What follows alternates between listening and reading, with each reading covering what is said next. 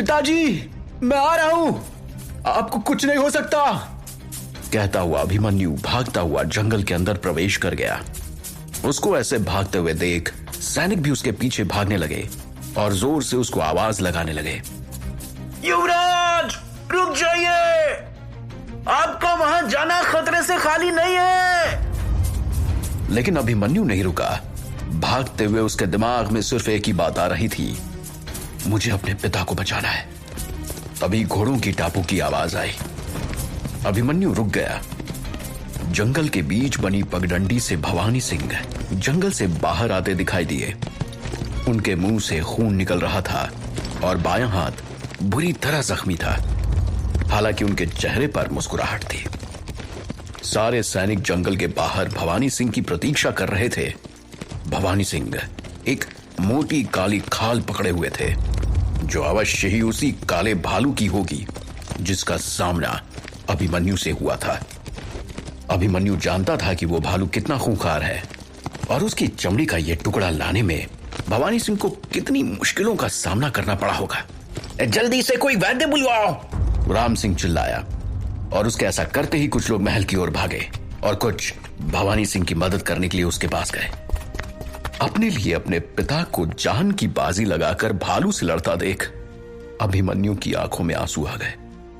अभिमन्यु अपने पिता के पास गया और उसने उनकी आंखों में देखा और उसे अपने पिछले जन्म के पिता की याद आ गई। दोनों में कोई अंतर नहीं था।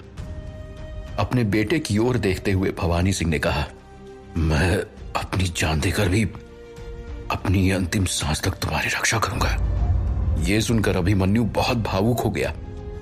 आज उसे इस बात का एहसास हुआ कि अगर इस दुनिया में कोई सच में उसका है तो वो भवानी सिंह है।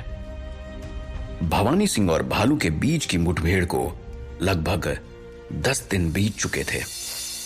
अभिमन्यु इन दिनों अपने गुणों को बढ़ाने के लिए नियमित रूप से नीले बांस का सेवन कर रहा था। उसने भवानी सिंह को भी ताकत बढ़ाने वाली सब्जी को परोसना चाहा, पर चिप ने बताया कि यह भवानी सिंह को कोई फायदा नहीं पहुंचा पाएगा और उल्टा उनका पेट खराब हो जाएगा। चिप के अनुसार यह सभी के लिए एक जैसा कारगर नहीं है और सिर्फ उसके ही शरीर की ताकत में इसे खाने से बढ़ोतरी होगी। नीला बांस उसके पिता के लिए बेकार था। जीरो की सूचना से वो बहुत निराश हुआ। अभिमन्यु को लगता था कि दूसरों को औषधीय गुणों वाले खाद्य पदार्थों की समझ नहीं है, पर दरअसल उसका शरीर बाकियों से अलग और विशिष्ट था। दोपहर के भोजन का समय था। अभिमन्यु अपने पिता के विपरीत दिशा में बैठ गया। भवानी सिंह की पत्नियां, बेटे और बेटियां दोनों तरफ बैठी थीं। भवानी सिंह की सभी पत्नियों को मेज पर बैठने का मौका नहीं मिला। सिर्फ उनकी पसंद की रानियों को ही यह सौभाग्य मिल सका। मेज पर लगभग 10 व्यंजन थे। उबला हुआ मुर्गा, तली हुई सब्जियां, उबली हुई मछली और भुने हुए हिरन के मांस का एक बड़ा टुकड़ा बीच में रखा हुआ था। भवानी सिंह अपनी थाली में हिरन के मांस को काटकर चुपचाप शांति से खा रहे थे। प्रत्येक व्यक्ति के पीछे एक नौकरानी खड़ी थी और उनका कर्तव्य था कि उन्हें वो भोजन परोसा जाए जो वे खाना चाहते हैं। राम सिंह काले रंग के चमकदार और साफ कपड़े पहने भवानी सिंह के पीछे खड़े थे। उनके सफेद बाल रोशनी में चमक रहे थे। डाइनिंग टेबल पर सर्वोच्च अधिकार वाले भवानी सिंह थे और अगर वो बात नहीं करते तो अभिमन्यु के अलावा कोई और नहीं कर सकता था। लेकिन अभिमन्यु के पास कहने के लिए बहुत कुछ नहीं था, तो वो भी चुपचाप भोजन कर रहा था। मेज पर बैठे लोगों ने अपना खाना बिना एक शब्द बोले खत्म किया। माहौल बहुत संगीन मालूम पड़ता था। अभिमन्यु ने कुछ सैनिकों के मुंह से भवानी सिंह के बारे में बहुत सारी अफवाहें सुनी थी। सबसे ज्यादा अफवाह जो फैली थी वो उनकी ताकत में बढ़ोतरी को लेकर थी।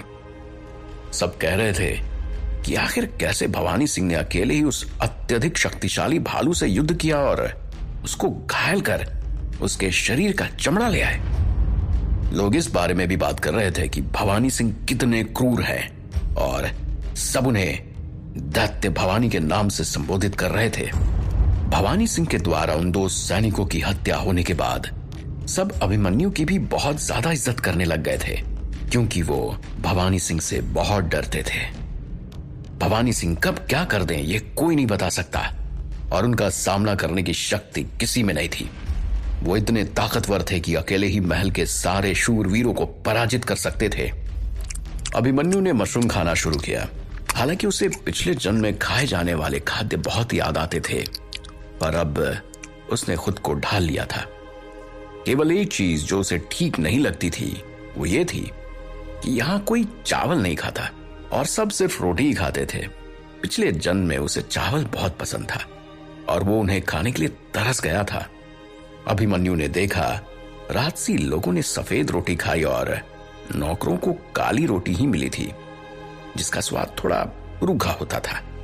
सभी का भोजन लगभग 20 मिनट से ज्यादा समय तक चला।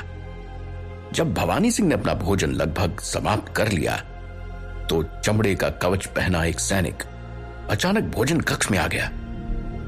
उस सैनिक को एक पहरेदार ने वहीं रोक दिया और राम सिंह स्थिति की जांच करने गए। अभिमन्यु ने राम सिंह के चेहरे पे होते हाव भाव के बदलाव को ध्यान से देखा और राम सिंह ने फिर भवानी सिंह के कानों में आकर कुछ फुसफुसाया।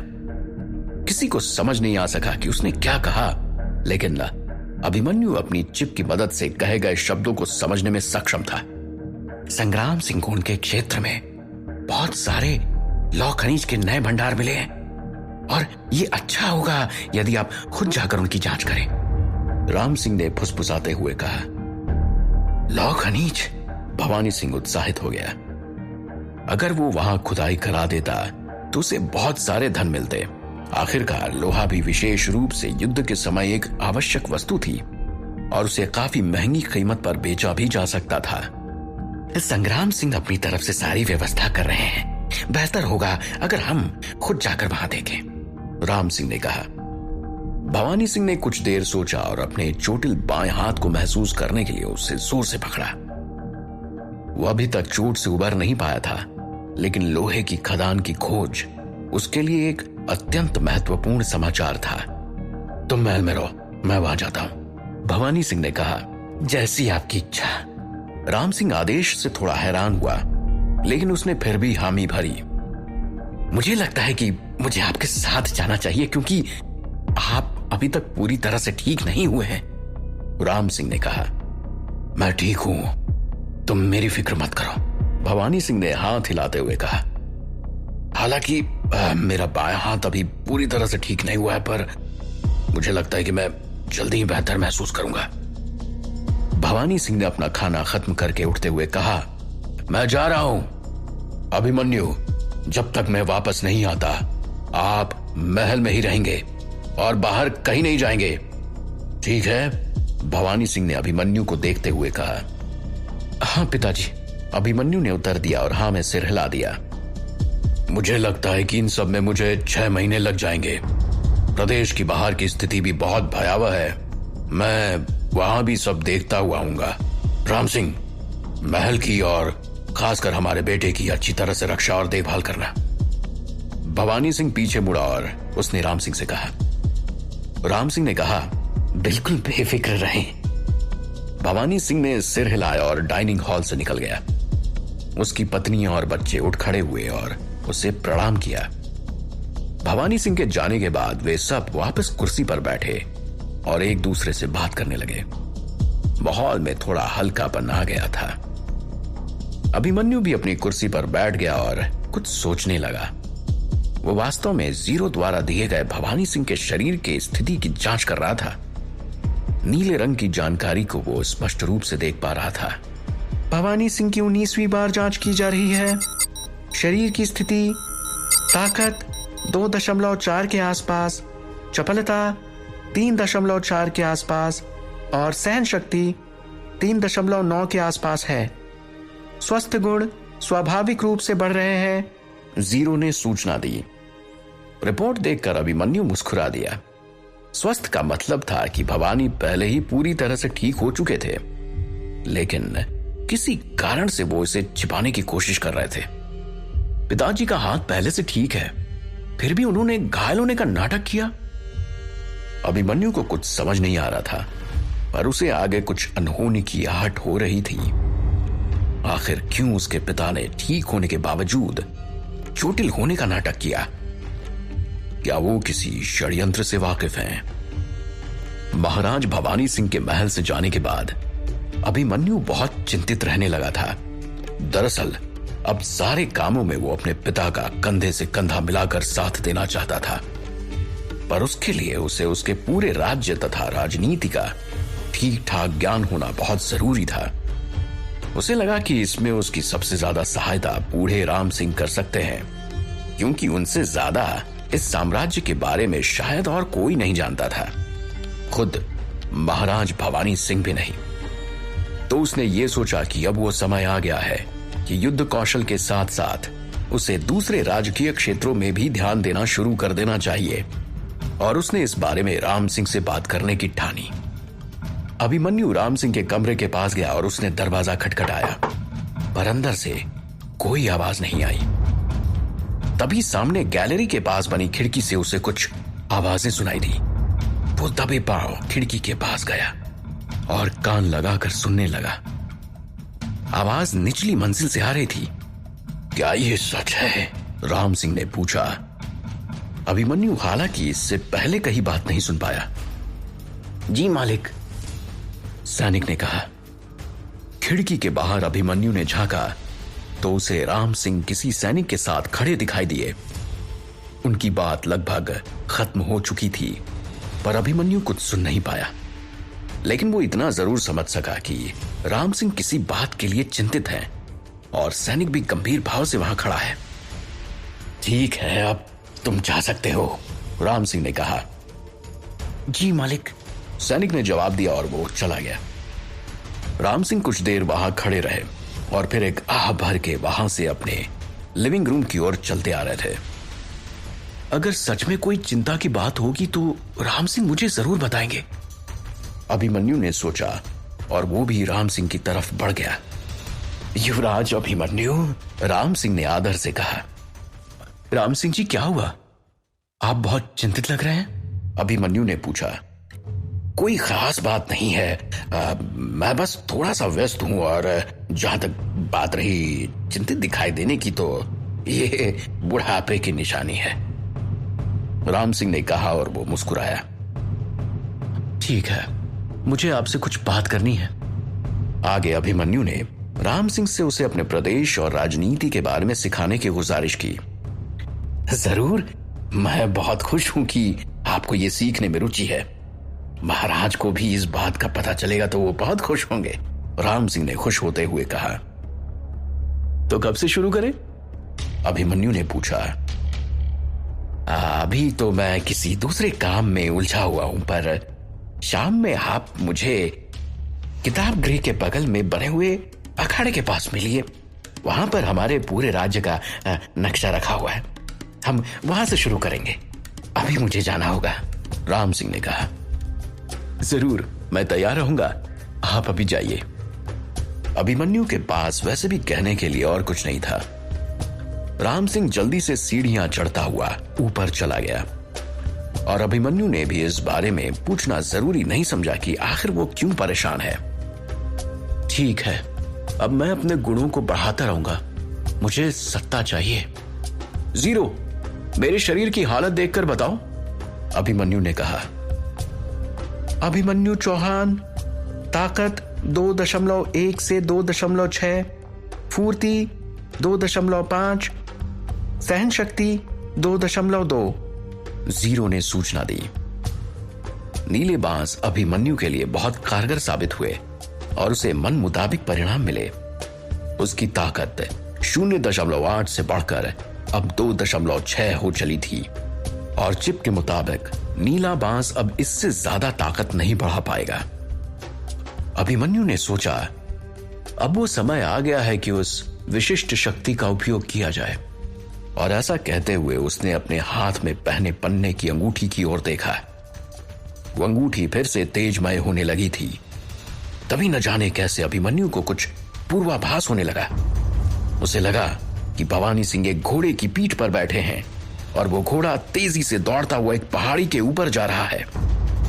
भवानी सिंह उस घोड़े को लगाम दे रहे हैं, लेकिन घोड़ा रुकने का नाम नहीं ले रहा था। सामने एक खाई है, और भवानी की लाख कोशिशों के बाद भी वो घोड़ा पहाड़ी के ऊपर से कूद जाता है और उस खाई के अनंत अंधकार में भवानी के साथ गुम हो जाता है। क्या अभिमन्यु का यह पूर्वाभास सच निकलेगा?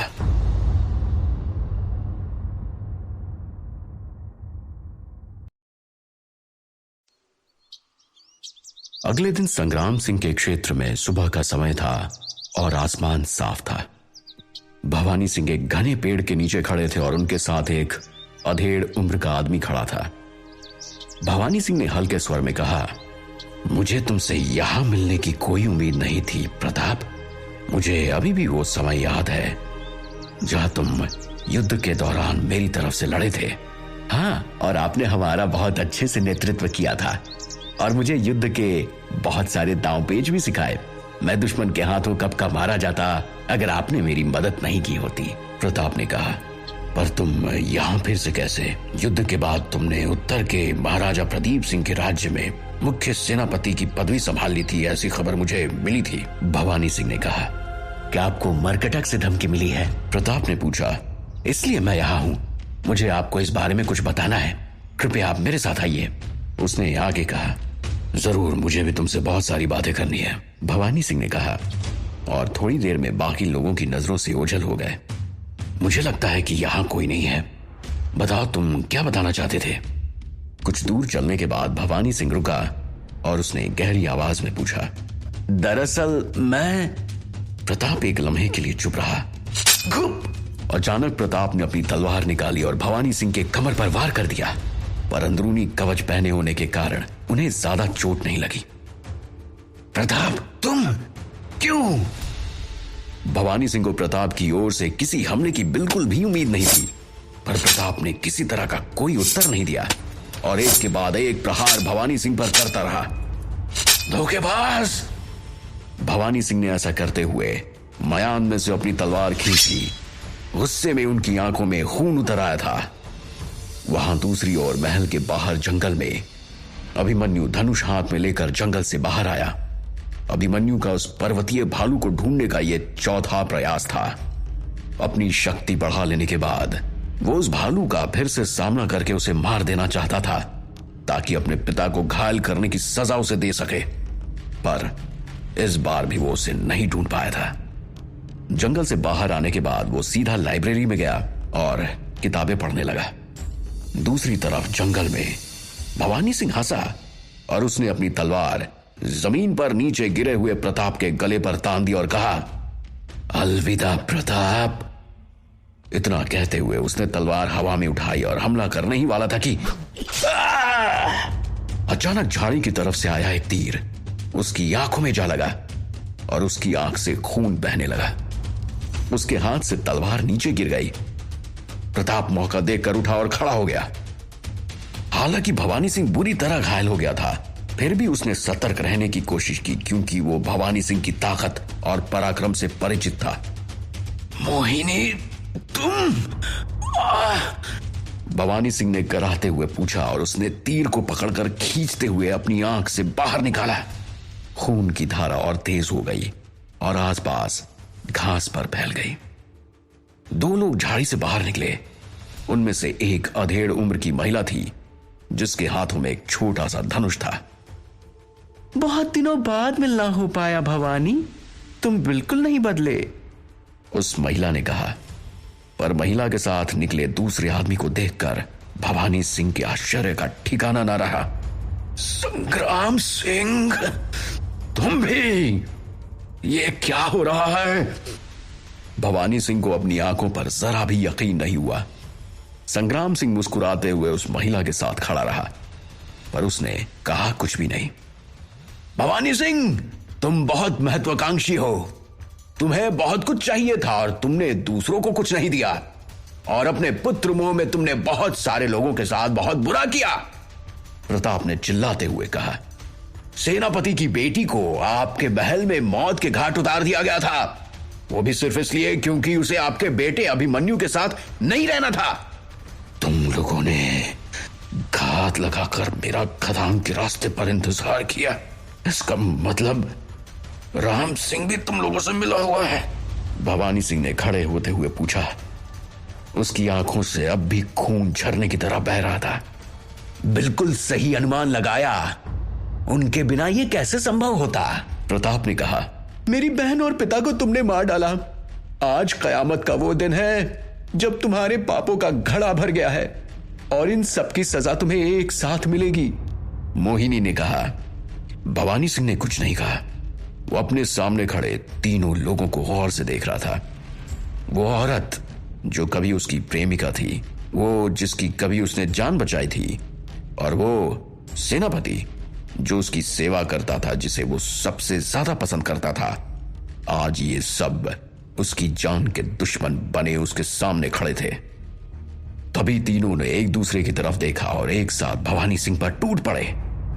भवानी सिंह अपने प्राणों के लिए संघर्ष कर रहे थे। पिताजी, किसी वजह से अभिमन्यु को ऐसा पूर्वाभास पहले भी हुआ था कि उसके पिताजी किसी संकट में हैं। वैसे तो इस दुनिया के उसके पिता से उसे मिले ज्यादा दिन नहीं बीते थे, पर उनके लिए एक प्यार और अपनापन वो जरूर महसूस करता था। इस दुनिया में अगर सचमुच कोई उसे अपना कहने वाला था तो वो भवानी सिंह थे, और अब वो भी उनसे उतना ही प्यार करने लगा था जितना पिछले जन्म में वो अपने पिता से करता था। आखिर अब यही तो उसके पिता हैं। ये शरीर तो उन्हीं राजा होने के कारण उन्हें सब कुछ की खबर दी जानी चाहिए। तो महल में हो रही इस समस्या का, जिसके लिए राम सिंह चिंतित थे, उन्हें खबर क्यों नहीं भेजी गई? अभिमन्यु अपने पिताजी के लिए बहुत फिक्रमंद लग रहा था। लाइब्रेरी के दरवाजे को जोर से धक्का देकर खोला गया। अभिमन्यु पीछे मुड़ा और उसने राम सिंह को मुस्कुराते हुए वहां देखा।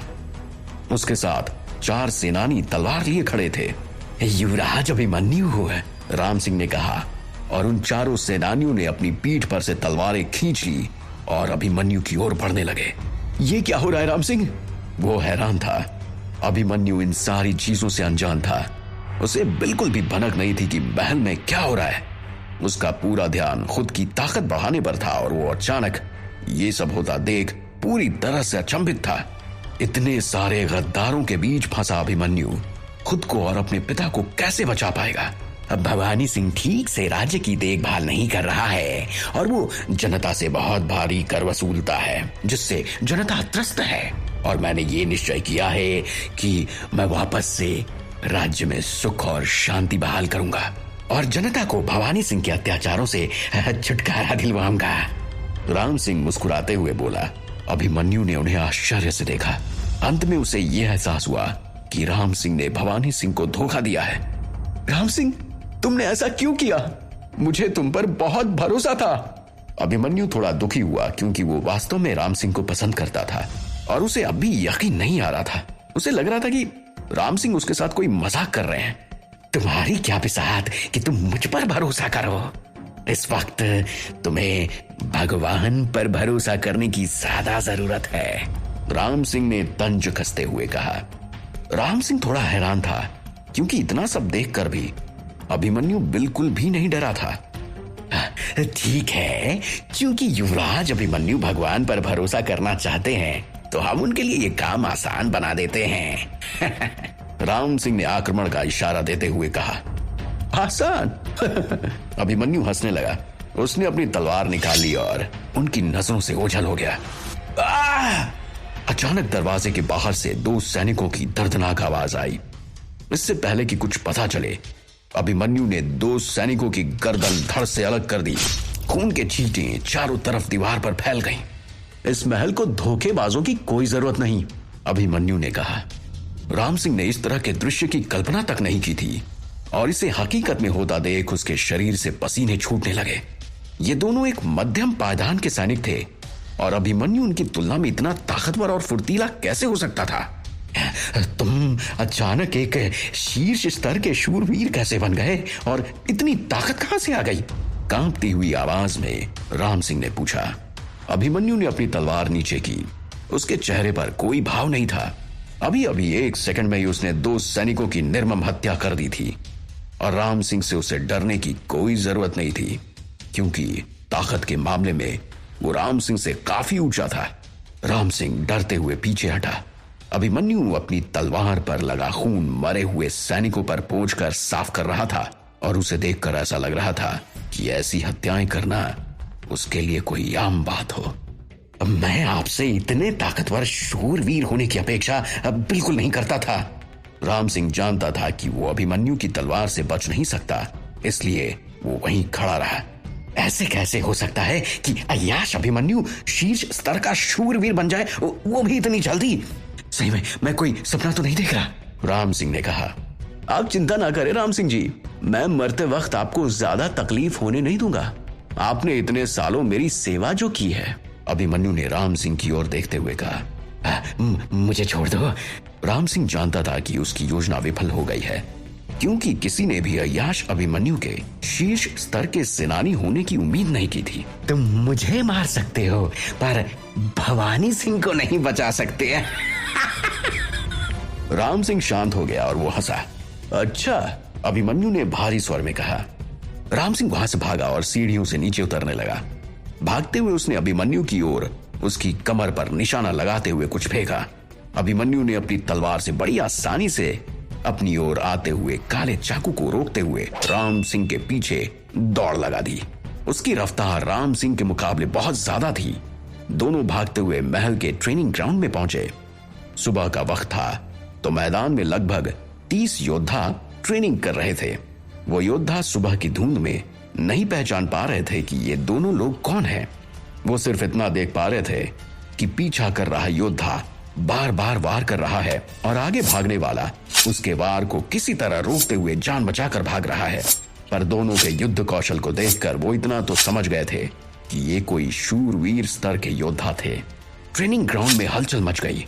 सब ये देखना चाहते थे कि आखिर ये दोनों कौन है, पर दोनों की रफ्तार के कारण कपड़ों के अलावा वो कुछ और नहीं देख पाए और उन्हें बिल्कुल भी अंदाजा नहीं था ये अभिमन्यु और राम सिंह है। अभिमन्यु ठीक राम सिंह के पीछे था, पर वो उसके हाथ नहीं आ रहा था। अभिमन्यु राम सिंह जैसे मध्यम स्तर के शूरवीर को बहुत आसानी से मार सकता था, जैसे अभी अभी उसने 2 सैनिकों को मारा था, पर भागने के कारण उसे उन्हें मारने में दिक्कत हो रही थी। दोनों भागते हुए महल से काफी दूर निकल आए थे। राम सिंह, तुम्हें क्या सच में लगता है कि तुम मुझसे भाग के बच सकते हो? मैं अभी जवान हूं और तुम बूढ़े हो। तुम ज्यादा देर तक भाग नहीं सकते। अगर तुम रुक जाओ और मुझे अपनी और अपने साथियों की सारी योजना बताओ तो शायद मैं तुम्हें जीवन दान दे दूं। आखिर तुमने इतने सालों तक मेरी सेवा जो की है। अभिमन्यु ने पीछा करते हुए कहा। तुम मुझे जीवन दान दोगे? राम सिंह ने हंसकर पूछा और दौड़ते रहे। राम सिंह ने सोचा यह प्रस्ताव एक छलावा है। अभिमन्यु के अंदर भवानी सिंह का ही खून दौड़ रहा है और जैसे कुछ दिनों पहले भवानी सिंह ने ऐसे ही झूठ बोलकर 2 सैनिकों को मार डाला था, अभिमन्यु भी उसे जिंदा छोड़ देने का वादा पूरा नहीं करेगा। इसलिए वो दौड़ते रहे, क्योंकि शायद ऐसे वो जिंदा बच पाए। अभिमन्यु थोड़ा परेशान था, क्योंकि भले ही राम सिंह बूढ़े थे, पर उनके अंदर बीज होने के कारण उनकी कुंडलिनी जागृत थी और उसी ताकत की वजह से वो इतनी रफ्तार से दौड़ पा रहे थे। अभिमन्यु ने सीधा मार भी नहीं सकता था, क्योंकि उसे अपने पिता के बारे में भी राम सिंह से जानना था। अभिमन्यु ने भागते हुए ही अपनी बेल्ट में से एक थैली निकाली और उसमें से एक चाकू चिप की मदद से साधते हुए राम सिंह की ओर चला दी। राम सिंह को आभास हुआ कि उसकी ओर कोई हथियार आ रहा है और वो दाईं ओर कूद गया, पर उस चाकू को अपने बाएं पैर में लगने से वो रोक नहीं पाया। राम सिंह कराहते हुए जमीन पर गिर पड़ा। देखने में लग रहा था कि राम सिंह अपनी आखिरी सांस ले रहा है। अभिमन्यु दौड़ के उसके पास आया और अपने पिता के बारे में पूछने लगा, लेकिन राम सिंह की तो जान निकल रही थी। अब शायद अभिमन्यु को अपने पिता के बारे में पता ना चले। क्या राम सिंह बिना कुछ बताए प्राण त्याग देगा, या अभिमन्यु अपने पिता के बारे में? इसमें जहर लगा हुआ है, अभिमन्यु चिल्लाया। राम सिंह के लिए उसके मन में अब भी एक अलग जगह थी। कोई आखिरी इच्छा? अभिमन्यु ने शांत भाव से पूछा। अब मुझे लगता है कि मेरा समय आ चुका है, पर मुझे इस तरह के परिणाम की बिल्कुल उम्मीद नहीं थी। फिर भी मैं तुम्हें इस तरह देखकर खुश हूं। राम सिंह हंसे। मैं वादा करता हूं कि आपके परिवार का उचित ख्याल रखा जाएगा, अभिमन्यु ने कहा। राम सिंह ने गहरी सांस ली। जहर उनके शरीर के आधे हिस्से को पहले ही शक्तिहीन कर चुका था। अब मैं तुम्हें बताता हूं कि हमारी क्या योजना थी और इसमें कौन कौन शामिल है तथा अभी भवानी सिंह कहाँ होंगे। बस भविष्य में मेरे परिवार का ध्यान रखा जाए, राम सिंह ने कहा और वो अभिमन्यु को सब बताने लगा जो वो जानता था। उनकी बताई गई बातों को सुनकर अभिमन्यु के होश उड़ गए। संग्राम सिंह ऐसा करेंगे इसकी उसे बिल्कुल भी अपेक्षा नहीं थी। उसके पिता भवानी सिंह को कितना ज्यादा भरोसा था संग्राम सिंह पर, अभिमन्यु को बहुत अच्छी तरह से याद था। एक बार युद्ध के दौरान भवानी सिंह पर किए हुए हमले को संग्राम सिंह ने अपने ऊपर ले लिया था और उस हमले का निशान अब भी उनके चेहरे पर मौजूद था। फिर ऐसा क्या हो गया कि संग्राम सिंह ने दगाबाजी का फैसला कर लिया। यह बात उसकी कल्पना से परे थी। उसके पिता पर क्या बीत रही होगी जब उन्होंने इस दगाबाजी को अपनी आंखों के सामने होते हुए। जंगल में भवानी सिंह ने किसी तरह खुद को संभाल लिया था और वो तीनों के बीच घिरे हुए हाथ में तलवार लिए खड़े थे। उनकी दाहिनी आंख और सर से अब भी खून बह रहा था और शरीर में अलग अलग जगह चोट के निशान थे। सर से निकलने वाले खून की वजह से उनके बड़े बड़े बाल पूरी तरह से एक दूसरे से चिपक गए थे। ऐसी हालत में वो किसी जख्मी शेर की तरह लग रहे थे और वो बहुत गहरे नहीं थे। मोहिनी गंभीर रूप से घायल हो गई थी और उसकी कमर के पास एक बहुत गहरा जख्म हो गया था। भवानी, आज सब कुछ खत्म होना है, मोहिनी ने कहा। संग्राम सिंह भी अपनी तलवार का सहारा लेते हुए उठा। थूकने पर उसके मुंह से बहुत सारा खून निकला। मुझे लगता था कि हम एक ही स्तर के योद्धा हैं और हमारी ताकत में ज्यादा फर्क नहीं है, संग्राम सिंह ने कहा। भवानी सिंह का सुनहरा कवच इतने प्रहारों के कारण कई जगह से कट गया था। मैं तुम्हें अपना खून समझता था संग्राम, तुमने आज मुझे कुछ नहीं किया। सारे युद्ध में मैं तुम्हारे साथ खड़ा था, तुम्हारे दुश्मनों को अपना दुश्मन समझा, सारी शक्तियां तुम्हारे हाथ में दे दी थी। मेरे प्रदेश की चांदी की खान भी मैंने तुम्हें दे दी और बदले में तुमने क्या दिया? तुम्हारे कारण मेरी एकलौती बेटी मारी गई, पर आज तुम्हें मरना होगा। इतना कहकर तीनों एक साथ भवानी सिंह पर टूट पड़े। भवानी सिंह की हालत बहुत खराब थी। तीनों ने उन्हें बुरी तरह से घेर लिया था और एक के बाद एक बार झेलने के बाद भवानी सिंह जमीन पर गिर चुके थे। तीनों अपने इरादे में कामयाब होते दिख रहे थे। ऐसा लग रहा था जैसे भवानी सिंह कुछ कहना चाहते हो, पर उन्होंने कुछ नहीं कहा। दाहिनी आंख में तीर लगने के कारण उनके शरीर से बहुत ज्यादा खून बह चुका था और वो समझ गए थे कि उनके पास बहुत ज्यादा समय नहीं बचा है। अगर शुरुआत में ही उनके आंख पर तीर नहीं लगा होता तो वो इन तीनों का सामना बहुत आसानी से कर लेते और इनकी गद्दारी के बदले इन्हें अवश्य ही मौत की सजा देते। पर मौजूदा हालात में तो वो ना उसका क्या होगा, भवानी सिंह ने सोचा। उनके लिए सबसे महत्वपूर्ण व्यक्ति उनका बेटा था और उसकी उन्हें सबसे ज्यादा चिंता थी। वो खुद कुछ भी झेल सकते थे, पर अपने बेटे पर आई हल्की सी भी आंच उन्हें बिल्कुल बर्दाश्त नहीं थी। क्यों भवानी, क्या तुम मौत से डरते हो? मोहिनी ने निर्दयता से पूछा और उसने देखा कि भवानी सिंह भागने की कोशिश कर रहा है। आज का दिन हमारा है और तुम भागकर कहीं नहीं जा सकते, वो चिल्लाई। तीनों ने भवानी सिंह को तो घेर लिया था, पर पहले हमला करने की चेष्टा कोई नहीं कर पा रहा था क्योंकि भवानी सिंह उनकी अपेक्षा से बहुत अधिक शक्तिशाली थे। इसलिए सब उन्हें घेर कर उनके और कमजोर होने का इंतजार कर रहे थे। भवानी सिंह इन पर वार करके भागने की कोशिश कर रहे थे, पर संख्या में अधिक होने के कारण वो आसानी से भवानी सिंह को रोकने में कामयाब हो रहे थे। वो इतना तेज भाग रहा था कि दोनों तरफ के पेड़ बहुत मुश्किल से उसे दिखाई पड़ रहे थे। राम सिंह की बताई हुई जगह से अभिमन्यु बखूबी वाकिफ था। क्योंकि उस जगह पे बचपन में वो कई बार जा चुका था। वो संग्राम सिंह का क्षेत्र था और वहां बहुत सारे मीठे फलों के बागान थे और एक सिंह के साथ उस जगह पर वो कई बार शिकार करने गया था। क्योंकि उसके पिता का जीवन संकट में था, इसलिए वो जितना हो सका उतनी तेजी से भाग रहा था। अपनी गति बनाए रखने के लिए बहुत अधिक सहन शक्ति की आवश्यकता थी। अभिमन्यु जानता था कि अपने पिता को बचाने के लिए उसे बहुत ज्यादा सहन शक्ति की आवश्यकता होगी और सिर्फ दौड़ने में वो पूरी मारा जाएगा। इसलिए वो बीच बीच में जरूरत पड़ने पर सांस लेने के लिए रुक रहा था और साथ ही उसने राम सिंह के पैरों में से वो जहरीला खंजर भी ये सोचकर वापस ले लिया था कि पता नहीं कब काम आ जाए। यहां भवानी सिंह ने आगे की काट करते हुए वार किया। तलवारों से निकली हुई चिंगारियां चारों तरफ उड़ रही थीं। संग्राम सिंह ने तुरंत हमले को रोक लिया, लेकिन उसका पूरा शरीर कांप रहा था और उसके मुंह से खून निकल रहा था। संग्राम सिंह का चेहरा खून और पसीने से लथपथ था और वो भयावह लग रहा था। बगल से मोहिनी भवानी सिंह पर तीर चला रही थी, पर भवानी सिंह दूसरी तरफ झुककर बहुत आसानी से उन तीरों से बच रहे थे। इन सब के बीच प्रताप ने चुपके से खंजर भवानी सिंह की पीठ पर घोंप दिया, पर भवानी सिंह के मजबूत मांसपेशियों को वो ज्यादा नुकसान नहीं पहुंचा पाया और वो चिल्लाते हुए जमीन पर गिर पड़ा।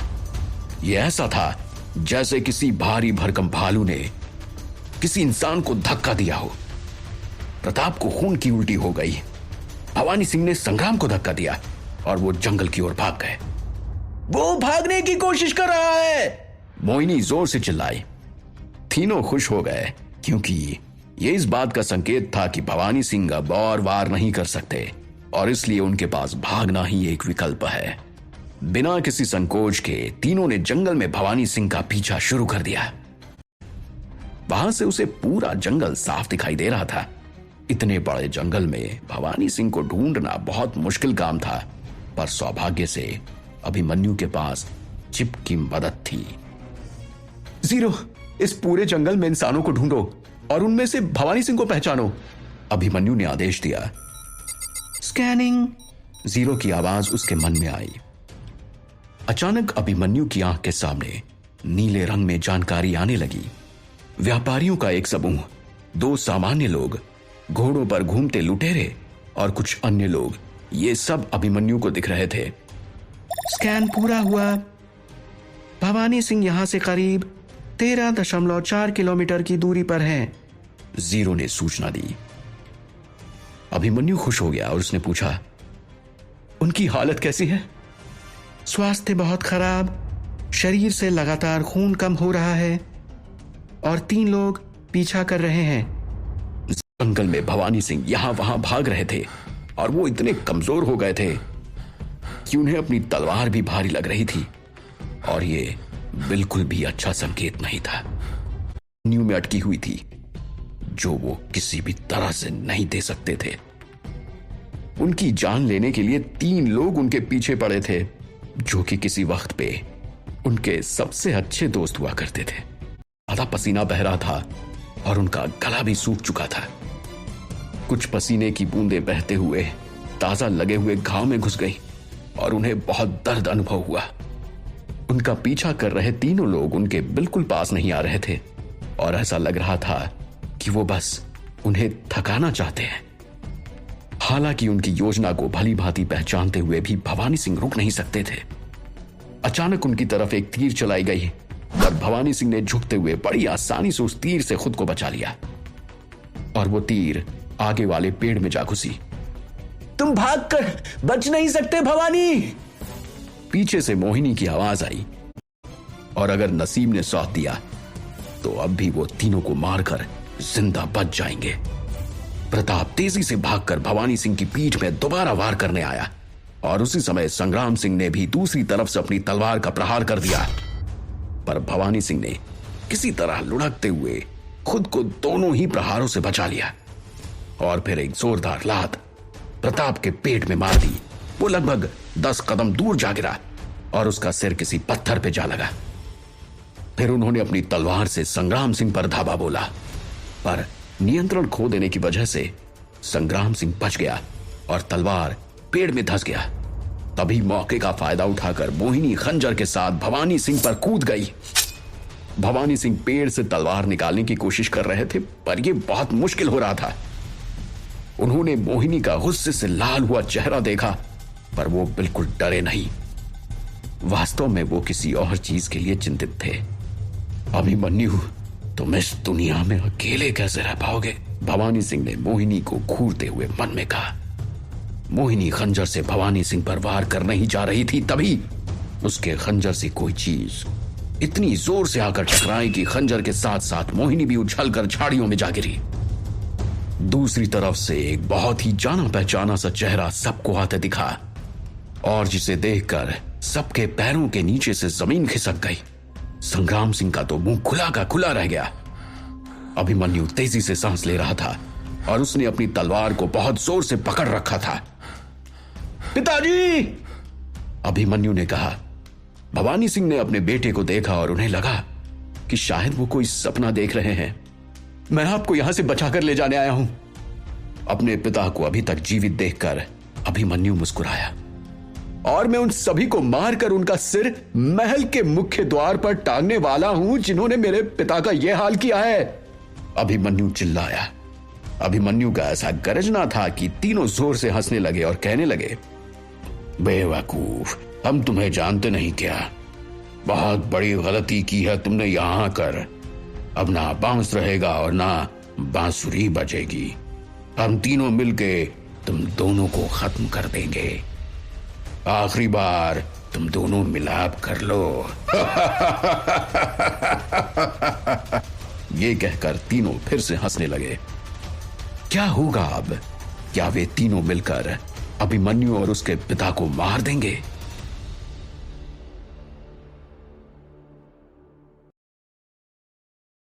संग्राम सिंह ने अभिमन्यु को देखा और यह भांपने की कोशिश करने लगा कि वो कितना ताकतवर है।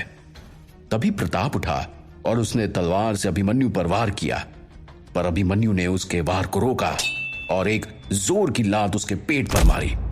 इस प्रहार से वो लड़खड़ाता हुआ 10 कदम दूर जमीन पर जाकर गिरा और लगभग बेहोश हो गया। यह देखकर भवानी सिंह अवाक रह गए। उन्हें अपने खून पर बहुत गर्व होने लगा। इस घायल अवस्था में भी उन्हें अपने बेटे के साथ बिताए सारे पल याद आ रहे थे। भले ही अभिमन्यु ने अपनी पूरी जिंदगी में अपने पिता के कहे अनुसार कोई भी काम ना किया हो, पर एक पिता का प्यार कहां इस बात का मोहताज होता है। उन्हें अपनी जान की बिल्कुल भी चिंता नहीं थी।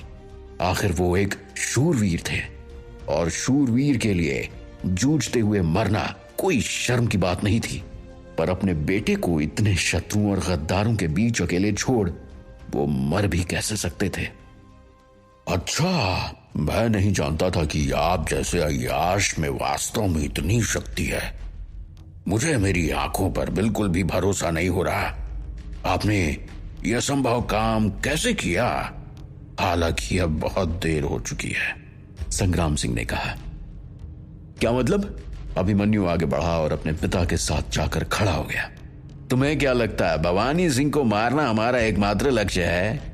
हमें पूरा साम्राज्य चाहिए और उसके लिए हमने सलाहदीन साम्राज्य के साथ मिलकर पूरे क्षेत्र को हड़पने की योजना बना रखी है। आज शाम तक तो सलाहदीन की विशाल सेना महल पर हमला भी कर देगी और तुम्हारे पूरे परिवार को खत्म कर देगी।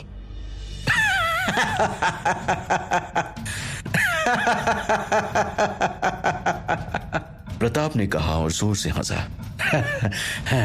और फिर यहां पर हमारा और सलादीन के गठबंधन का राज्य होगा। तुम्हारे इस षड्यंत्र में राम सिंह के अलावा और कौन मिला हुआ है? भवानी सिंह ने पूछा। आप फिक्र मत कीजिए पिताजी, राम सिंह की खैर मैं ले चुका हूं, अभिमन्यु ने कहा। राम सिंह ही नहीं, तुम्हारे और तुम्हारे इस बेटे के अलावा महल में लगभग सब लोग हमारी तरफ हैं और आज रात एक बहुत बड़ी सेना इस क्षेत्र में घुस जाएगी और उनका सबसे पहला आक्रमण महल पर होगा, मोहिनी ने कहा। हालांकि वो बहुत जख्मी थी पर उसके चेहरे पर मुस्कुराहट थी। तुम सब सलादीन साम्राज्य से मिले हुए हो, भवानी सिंह ने गुस्से में कहा। अभिमन्यु थोड़ा सा चकित था और उसे याद आया कि जिन सलादीन सैनिकों को उसने मारा था वो जरूर जासूस रहे होंगे। अभिमन्यु ने अपनी तलवार निकाली और प्रताप पर आक्रमण कर दिया। हालांकि किसी तरह प्रताप ने उस प्रहार को रोक लिया, पर इस दौरान एक चोट उसे फिर भी लगी। अभिमन्यु ने प्रताप को संतुलन खोते देख एक जोर की लात फिर से उसके पेट पे मार दी। इस आघात से उसका चेहरा पीला पड़ गया। अभिमन्यु ने इस समय प्रताप की कमजोरी और अस्थिरता का फायदा उठाकर उसे खत्म करने की सोची और तलवार के एक वार से सीधा उसके गर्दन पर वार किया, पर किसी ने मजबूती के साथ उसके वार को रोक दिया। ये तलवार संग्राम सिंह की थी। उसके बाद संग्राम सिंह ने बिना किसी हिचकिचाहट के अभिमन्यु का सिर काटने के लिए दूसरा वार बहुत रफ्तार में पर बहुत सटीकता से अभिमन्यु पर कर दिया। भवानी सिंह ने यह नजारा देखा और वो मदद के लिए बीच में आने लगे, पर मोहिनी अपने चाकू के साथ उन पर कूद गई और उन्हें बीच में ही रोक लिया। पर अभिमन्यु ने बहुत आसानी से खुद को उस वार से बचा लिया और एक जवाबी कार्रवाई में संग्राम सिंह की छाती को निशाना बनाकर प्रहार किया, पर उस प्रहार को प्रताप ने अपनी तलवार से रोक लिया। अभिमन्यु पहले ही इतनी लंबी दूरी को पूरी रफ्तार से तय करने के कारण बहुत अधिक थक गया था, और जब उसकी पूरी शक्ति से किए गए वारों को रोक लिया गया तो उसे कदम पीछे बहुत आसानी से संग्राम सिंह को संभाल सकता था, क्योंकि वैसे भी वो बहुत ज्यादा घायल थे। अभिमन्यु की रफ्तार देखकर वो दोनों आश्चर्यचकित थे और उन्होंने भी थोड़ी देर के लिए आक्रमण रोक लिया। अभिमन्यु उन दोनों को खत्म करने के इरादे से घूरते हुए मन ही मन कोई योजना बना रहा था। सेनापति संग्राम सिंह, मैंने कभी सपने में भी नहीं सोचा था कि हम दोनों कभी इस तरह लड़ाई में आमने सामने होंगे। अभिमन्यु ने अपनी सहन शक्ति वापस हासिल करने के लिए दोनों को बातों में उलझाया ताकि उसे थोड़ा वक्त मिल सके। मैंने भी नहीं, और मुझे बिल्कुल आशा नहीं थी कि तुम इतने ताकतवर हो और तुम्हारा युद्ध कौशल इतना प्रखर है। मैं तुम्हें बता नहीं सकता इस बात से मैं कितना खुश हूं, भवानी सिंह ने हल्के स्वर में कहा, और ऐसा लग रहा था कि वो भी अपनी सांस इकट्ठी कर रहा है। अभिमन्यु मुस्कुराया। हालांकि वो संग्राम सिंह और प्रताप से ज्यादा ताकतवर था, पर दोनों से एक साथ लड़ना उसके लिए आसान नहीं हो रहा था। हालांकि उसने अपनी चिप में संग्राम सिंह का बहुत सारा डेटा सुरक्षित करके रखा हुआ था, इसलिए उसने चिप से कहा, स्थिति का विश्लेषण करो और सेनापति संग्राम सिंह से निपटने की योजना बनाओ। शुरुआती जांच, डेटा इकट्ठा हो रहा है। समाप्त, योजना पूरी हुई, जीरो ने सूचना दी। मुझे योजना बताओ, अभिमन्यु ने मन में कहा। आपकी आंखों के सामने जानकारी भेज दी गई है, जीरो ने सूचना दी। अभिमन्यु के सामने नीले रंग की सूचनाएं तैरने लगी। संग्राम सिंह की कमजोर जगहों को लाल रंग से दिखाया गया था और जीरो द्वारा बनाई गई योजना को अभिमन्यु अपनी आंखों के सामने देख पा रहा था। जीरो ने संभावित प्रहार। अभिमन्यु ने अपनी तलवार उठाई और जीरो की योजना के मुताबिक संग्राम सिंह की ओर दौड़ा और उसकी तलवार पर लगातार 3 बार वार किया। उसने पलटकर प्रताप के हमले से खुद को बचाया। खुद को बचाते हुए वो दाईं ओर लुढ़का और अपनी बाईं कुहनी से संग्राम सिंह की पसली पर आघात किया। धिक्कार है। संग्राम अपनी भारी भरकम तलवार के वजन के कारण अभिमन्यु के इस वार को चकमा देने में विफल रहा, लेकिन जवाब में उसने एक जोरदार घूंसा अभिमन्यु की छाती पर मार दिया। एक दूसरे के प्रहारों से दोनों पीछे की ओर लुढ़कते हुए गिर गए, पर संग्राम सिंह की हालत ज्यादा खराब हो गई क्योंकि उसकी पसली पर किया गया प्रहार ठीक उसी घाव पर था जिसे भवानी सिंह ने अपने तलवार से लगाया था। संग्राम सिंह बहुत बीमार महसूस कर रहा था और वास्तव में वो उल्टी करना चाहता था। अभिमन्यु जल्दी से संभला, पर उसके और संग्राम सिंह के बीच वापस प्रताप आ गया और उसने अपनी फुर्ती का फायदा उठाते हुए तेज रफ्तार से वार करना शुरू कर दिया। दोनों में ही चपलता की कोई कमी नहीं होने के कारण उनके बीच वारों का आदान प्रदान चलता रहा, पर अभिमन्यु जीरो की मदद से होने वाले प्रहार को पहले ही भांपकर उससे बचा और एक जोर का प्रहार सीधा प्रताप की गर्दन पर कर दिया। प्रताप ने भी अपनी उच्च चपलता के कारण किसी तरह उस वार को काफी हद तक चकमा दिया पर फिर भी उसका गला गंभीर रूप से चोटिल हो गया था और बहुत ज्यादा मात्रा में खून वहां से बहने लगा था। प्रताप अपना गला पकड़कर वहीं एक पेड़ के नीचे बैठ गया। तब तक संग्राम सिंह ने एक छुरा अभिमन्यु की कमर में घुसा दिया। अभिमन्यु दर्द के मारे कराह पड़ा। खंजर से हुआ घाव किसी छेद की तरह लग रहा था। अभिमन्यु ने तलवार के मुट्ठ से संग्राम सिंह के मुंह पर मारा और वो लड़खड़ाकर पीछे जा गिरा। पर अब प्रताप को रोकना उसके लिए भारी हो रहा था। संग्राम सिंह और प्रताप उच्च स्तर के सेनानी थे और अगर वो दोनों पहले से ही जख्मी ना होते तो दोनों को इकट्ठा रोकना अभिमन्यु के लिए बहुत मुश्किल होता। उसने अपने हाथ से अपने पेट को पकड़ रखा था और उसके आंतरिक अंग बहुत ज्यादा चोटिल थे। अभिमन्यु के अंदर दो शूरवीरों इतना बल था और उसने एक जोर का प्रहार चिप के द्वारा दिखाई गई संग्राम सिंह की सबसे कमजोर जगह पर कर दिया। अगर इसके बाद संग्राम सिंह बच भी जाता तो जिंदगी भर के लिए वो विकलांग रहता। संग्राम सिंह पर प्रहार करने के बाद दाहिने हाथ से अपनी तलवार पकड़कर वो प्रताप की ओर मुड़ा और प्रताप ने भी एक जवाबी कार्रवाई अभिमन्यु पर की।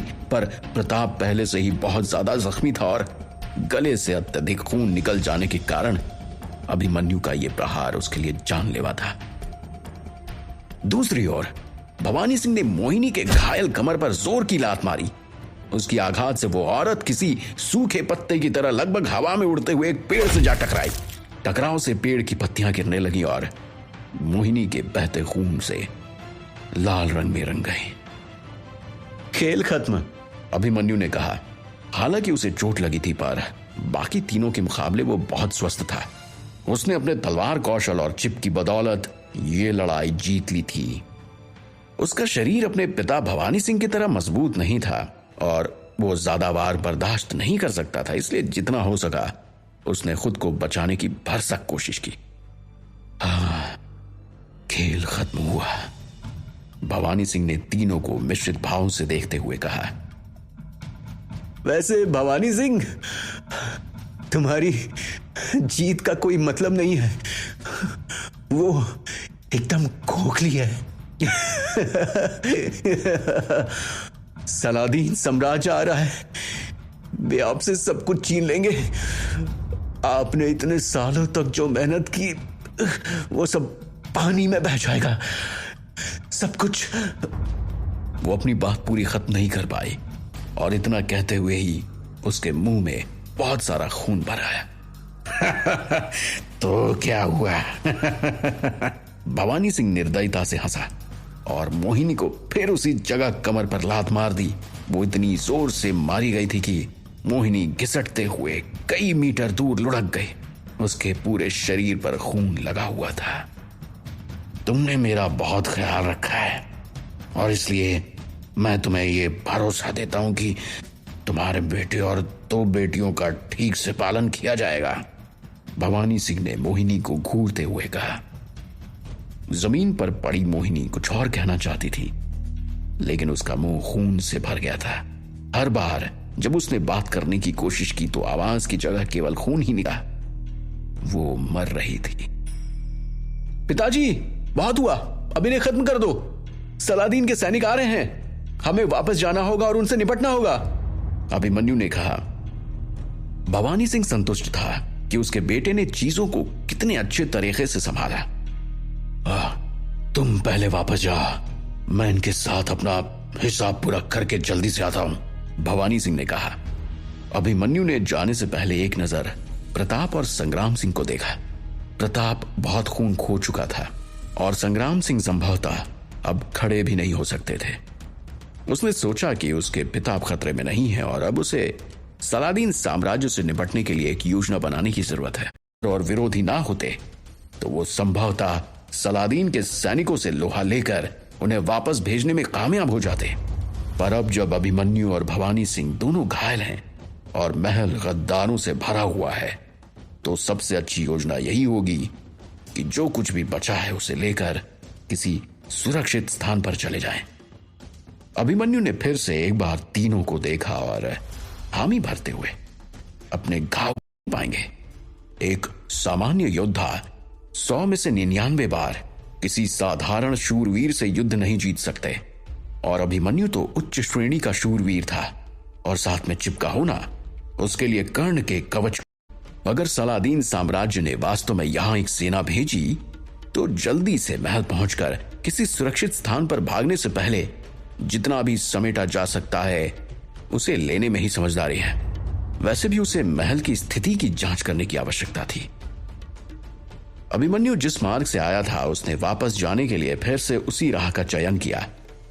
रास्ते में उसे एक घोड़ा भी मिल गया जो जंगल में घूम रहे उन डाकुओं का था, जिसका फायदा यूं हुआ कि महल पहुंचने तक वो अधिक नहीं थका और आगे लड़ने के लिए पूरी तरह तैयार और समर्थ था। महल में वापस पहुंचते पहुंचते लगभग दोपहर हो गई। अभिमन्यु महल के बाहर ट्रेनिंग ग्राउंड में पहुंचा और उसने देखा कि मुख्य दरवाजा पहले से ही खुला हुआ है और चारों तरफ लाशें बिखरी हुई हैं और खून तो ऐसे बह रहा था जैसे आसमान से खून की बारिश हुई हो। अभी भी अंदर से लड़ने की आवाजें आ रही थीं और साथ में औरतों और बच्चों की चीखें भी सुनाई दे रही थीं। क्या सलादीन का आक्रमण हो चुका है? क्या उसका परिवार मारा जा चुका है? अब अभिमन्यु का अगला कदम क्या होगा?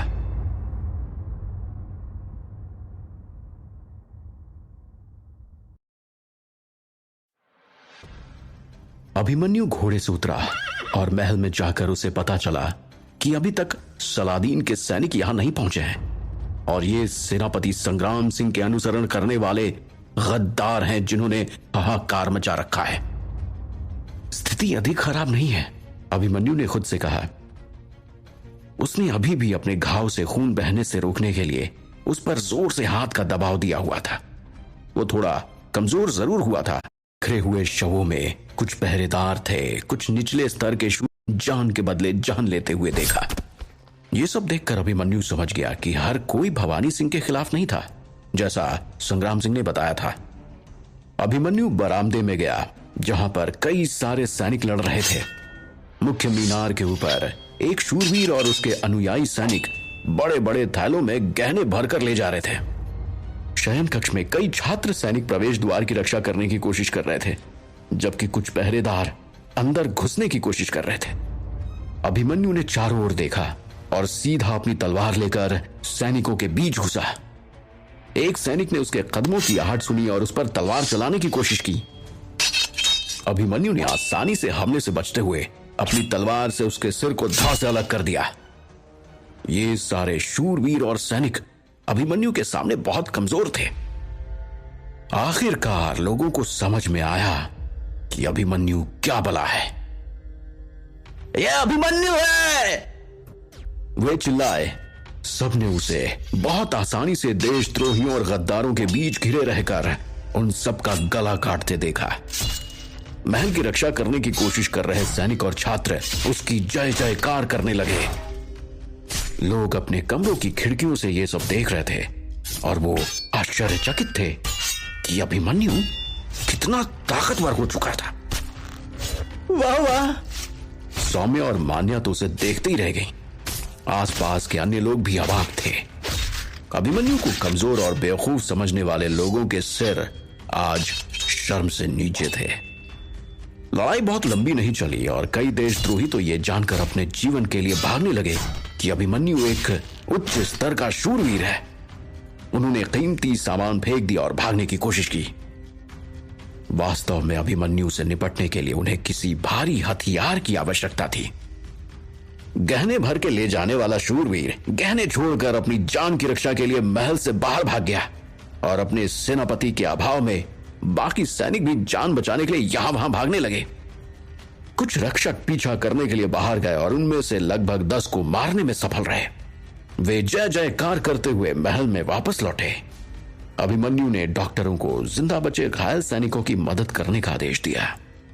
तब तक भवानी सिंह भी महल में लौट आए और उन्होंने मजदूरों से सभी कीमती सामानों की पैकिंग शुरू करने के लिए कहा। उन्होंने महल की रक्षा करने वालों को भारी मात्रा में अशर्फियों और गहनों से नवाजा। उसके बाद भवानी सिंह ने परिवार के सारे मुख्य सदस्यों के साथ साथ लगभग 10 वफादार सैनिकों को जमा किया। अभिमन्यु एक कुर्सी पर बैठ गया और गहरी सांस लेते हुए सुस्ताने लगा। उसने भवानी सिंह को महल में चीजों को सुचारू रूप से व्यवस्थित करते हुए देखा। मान्या और सौम्या अपने माता पिता के साथ भवानी सिंह के साथ महल छोड़ने को तैयार थीं। भवानी सिंह के बाकी बच्चे भी वहां खड़े थे। परिवार के सदस्यों में से कुछ या तो मारे गए थे या पहले ही महल छोड़कर भाग चुके थे। सौम्या भी बच गई।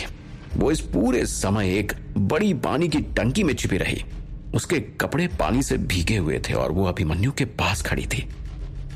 भवानी सिंह ने उस समूह पर नजर डाली जिसे उसने अभी अभी इकट्ठा किया था और अपने बेटे को कुछ समय तक देखकर न जाने क्या सोचते रहे। आज रात सलादीन साम्राज्य की सेना मेरे क्षेत्र पर आक्रमण करने वाली है। हमें यह स्थान हमेशा के लिए छोड़ना होगा। हम भविष्य में कभी भी यहां वापस नहीं आ पाएंगे। आप में से जो भी मेरे साथ आना चाहता है उसके पास केवल यही मौका है। यदि नहीं तो आप अब महल छोड़ सकते हैं और अपने हिसाब से अपना भला बुरा सोच सकते हैं। भवानी सिंह ने गंभीरता से गहरी आवाज में बात की। भवानी सिंह के ऐसा कहते ही सब एक दूसरे से बात करने लगे और सोचने लगे कि वो क्या करें और क्या ना करें।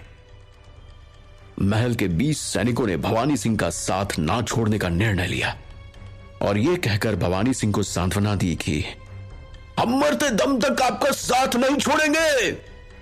पर उसके परिवार में से सिर्फ 12 लोगों ने भवानी सिंह के साथ रहना स्वीकार किया और बाकी ने महल छोड़ने का निर्णय लिया।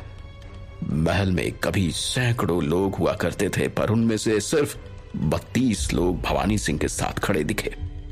अभिमन्यु इस बारे में बहुत दुखी था पर उसने कुछ नहीं कहा।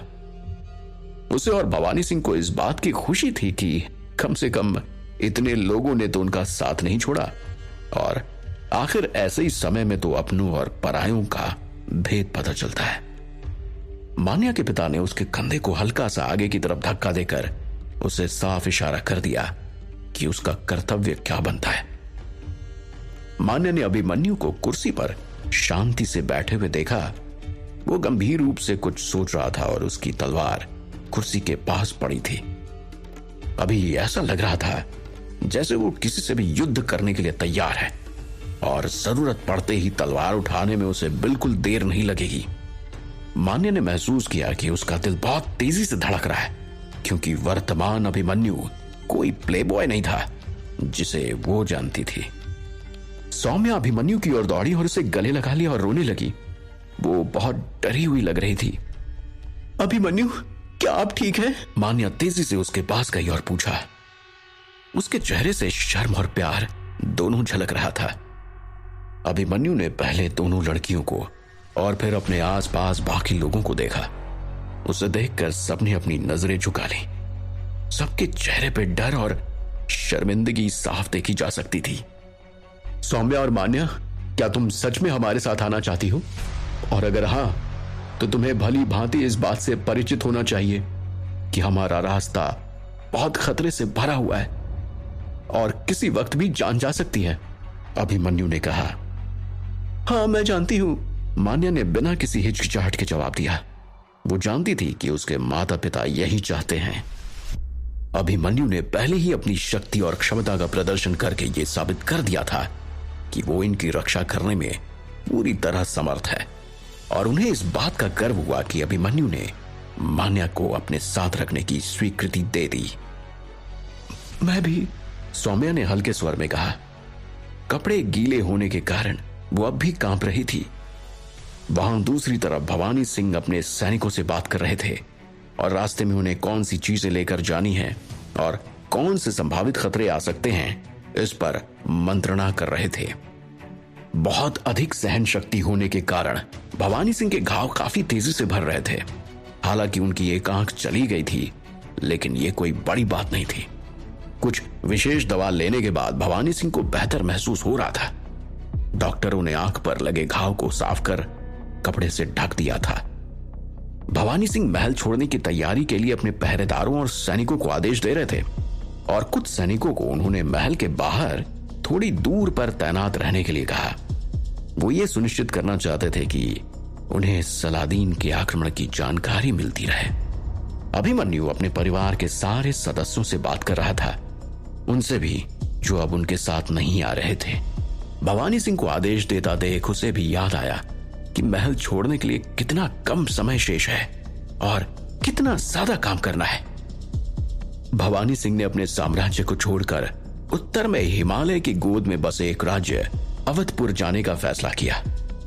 दरअसल उनकी छोटी बहन फूलमती वहां रहती थी। उसने बहुत समय पहले वहां के सबसे रईस इंसान से शादी कर ली थी और भवानी सिंह से उसके काफी अच्छे संबंध थे। वे समय समय पर चिट्ठी के माध्यम से एक दूसरे के अच्छे संपर्क में थे।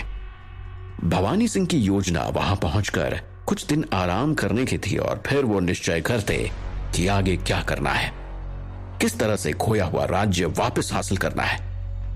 उन्होंने आज लगभग अपना सब कुछ खो दिया था। अपने मित्र की योजना इस तथ्य पर आधारित थी कि सलादीन साम्राज्य आज रात महल पर आक्रमण करेगा। सूरज अभी अस्त नहीं हुआ था जहां पर उन्होंने जासूसों को भेजा था। बाकी लोगों ने अपना सामान पहले ही भर लिया था और महल के बाहर जाने वाली सड़क पर 3 बड़ी गाड़ियां तैयार खड़ी थी। करीब 20 लोग वहां खड़े थे और इंतजार कर रहे थे। अभिमन्यु ने नए सेना नायक रुद्र से अवधपुर के रास्ते के बारे में पूछा। सौम्या वहीं खड़ी थी और वो अभिमन्यु को देख रही थी।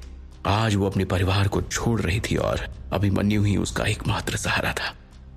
मैंने सुना है कि अवधपुर हमारे साम्राज्य से बहुत अलग है, अभिमन्यु ने पूछा। सेना नायक रुद्र लगभग 40 साल का एक मजबूत शूरवीर था। उसका शरीर काफी लंबा चौड़ा था। जीरो की जानकारी से अभिमन्यु को पता चला था कि वो भी संग्राम सिंह के जितना ही पराक्रमी और कुशल था। उसके चेहरे पर बड़ी सी दाढ़ी थी और उसकी एक कान उनके ससुराल छोड़ने गया था। रास्ता तो काफी अच्छा है पर जंगल में डाकुओं की भरमार है, रुद्र ने कहा। भवानी सिंह के राज्य के उलट अवधपुर में राज्य शासन की जगह लोकतंत्र है और वहां पर लोगों द्वारा चुने हुए नेता सारे निर्णय लेते हैं। वैसे वहां का एक राजा भी है पर वो अपनी मर्जी से सब कुछ नहीं कर सकता। साथ ही रहने के लिए अवधपुर एक बहुत अच्छी और शांतिपूर्ण जगह है। अवधपुर हमारे क्षेत्र से बहुत ज्यादा खूबसूरत और संपन्न है, रुद्र ने ऐसा कहा और ऐसा कहते वक्त उसके चेहरे पर उत्साह साफ देखा जा सकता। वहां का व्यापार भी बहुत अच्छा है और वहां के बंदरगाह पर हर समय जहाज सामानों से लदे होते हैं। मैं आज तक जितनी जगहों पर गया हूं, अवधपुर उन सब में से सबसे अधिक खूबसूरत है। रुद्र सब बहुत गौर से उसे सुन रहे थे। अगर हम अभी से यात्रा शुरू करते हैं तो वहां पहुंचने में हमें लगभग 6 महीने लग जाएंगे। वैसे तो यह जगह बहुत दूर नहीं है पर डाकुओं के आतंक की वजह से समय अधिक लग जाता है, रुद्र ने कहा। रास्ते में लुटेरे हैं? सौम्या ने अपनी भौहें सिकोड़ ली और पूछा। हाँ लेकिन बहुत नहीं, अब स्थिति काफी सुधर गई है, वहां खड़े एक दूसरे सेनानी ने कहा। हाँ पर चिंता की बात नहीं, महाराज भवानी सिंह, अभिमन्यु और स्वयं मैं उन आतंकियों से आसानी से निपट लेंगे, रुद्र ने आश्वस्त भाव से कहा। मैं भी वहां से एक बार आया हूं और रास्ते में हमारी पूरी सेना को डाकुओं ने मार दिया था। मैंने किसी तरह अपनी जान बचाई थी। वो डाकू बहुत खतरनाक और हिंसक है। मुझे हमारे सेना नायक और महाराज की शक्ति पर कोई संदेह नहीं है पर वो रास्ता सचमुच बहुत खतरनाक और ये खतरनाक तो जरूर होने वाला है, अभिमन्यु ने हल्के स्वर में कहा और चिंता की गहन लकीरें उसके माथे पर दिखाई दे रही थी। भवानी सिंह गंभीर चेहरा लिए गाड़ी के पास आ रहे थे और उनके पीछे एक सेनानी दौड़ता हुआ आता दिखाई दे रहा था। सभी तैयार हो जाओ, सलादीन के सैनिक हमारी सीमा में घुस चुके हैं और लगभग 15 मिनट में वो यहां पहुंच जाएंगे, भवानी सिंह ने चिल्लाते हुए निर्देश दिया। अभिमन्यु ने अपने धनुष और तरकश को पकड़ लिया और अपनी कमर पर लटकी तलवार को टटोल कर देखा। उसने पाया कि वो पूरी तरह से तैयार है। तीनों गाड़ियां एक के पीछे एक चल दी। भवानी सिंह और अभिमन्यु सबसे आगे वाली गाड़ी में बैठे, तभी एकदम से उनकी गाड़ी का घोड़ा बिदक गया और बेलगाम हो गया। कोचवान ने गाड़ी को बहुत संभालने की कोशिश की लेकिन वो एकदम बेकाबू हो गया। क्या ये घोड़ा अभी काबू कर पाएंगे? अपना सब कुछ खो देने के बाद क्या भवानी सिंह फिर से किसी तरह अपना साम्राज्य स्थापित कर पाएंगे? और अभिमन्यु इसमें किस तरह सहायक होगा?